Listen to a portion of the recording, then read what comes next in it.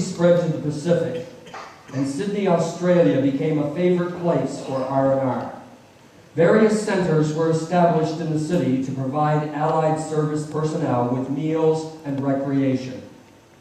A young Gwen Jameson became a volunteer and worked in several places, but it was at the British Center where she met Bill West and Denny Vaughan, two tags, in mid-1945. I found myself in Sydney, recuperating from a facial injury I obtained when my plane didn't quite land smoothly on the aircraft carrier deck. Freed from the military hospital on a pass, We made our way to the British Center. it was there I first saw Gwen. She was cute. Cute? No, Denny, she was amazing. I decided to take her out on a date, so I walked right up to her and Took command. and asked her to dance. And they danced and danced. It was definitely a wartime romance. I had a pass for every second night. He had a pass for the alternate nights. So, being the good buddy, I took his pass and made a copy, changed his name to my name, and I got to see her every night. no one was the wiser. I was then a constant visitor at her house, and eventually I proposed. And as for me, always the best man, never the groom.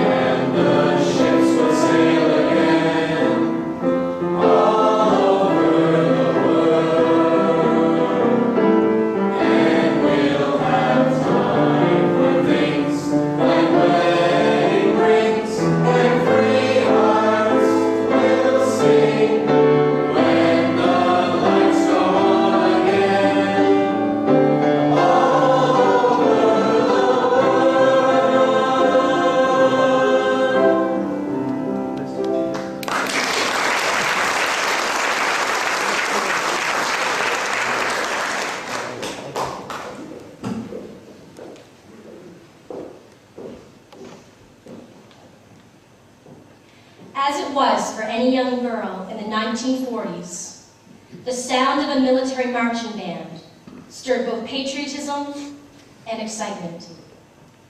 My friend Sally and I were watching from a window as the North Nova Scotia Highlanders 3rd Division Pipe Band made its way through Steyning, a small town in West Sussex.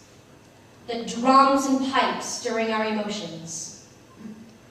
It was August 1943, and it was the first time I saw the young, tall, blonde-haired drummer. Stenning was holding a holidays at home event, the parade, and a garden party in the market field. Everyone was involved. Sally and I were running the hoopla stall. Along came two of the Canadians and asked if we were Gwen and Sally.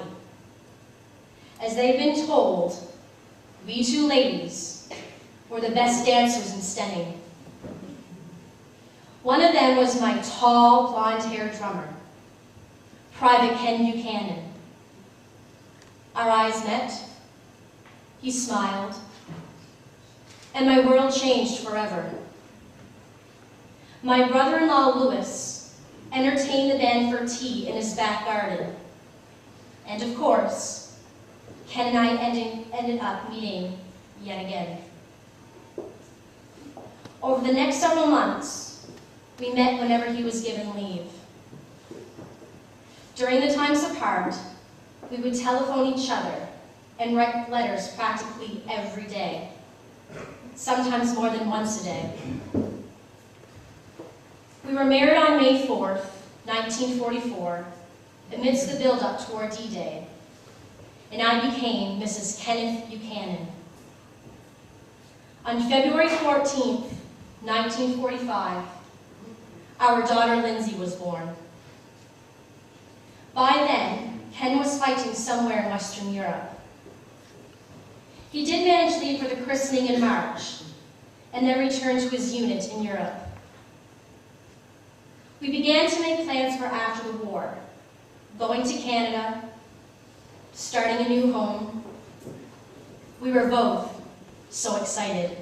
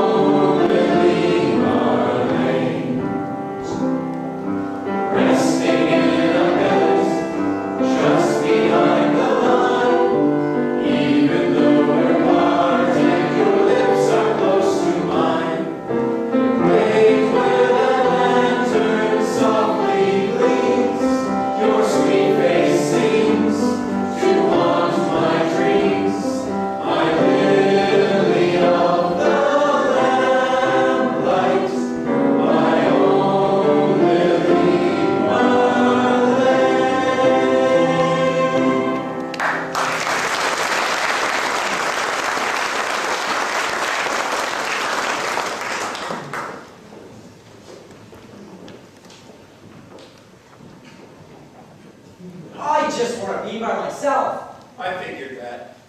What if she goes out with some other fellow behind my back? Yeah. So, What will I do? what would you want to do? Kill him. That's a little drastic, isn't it?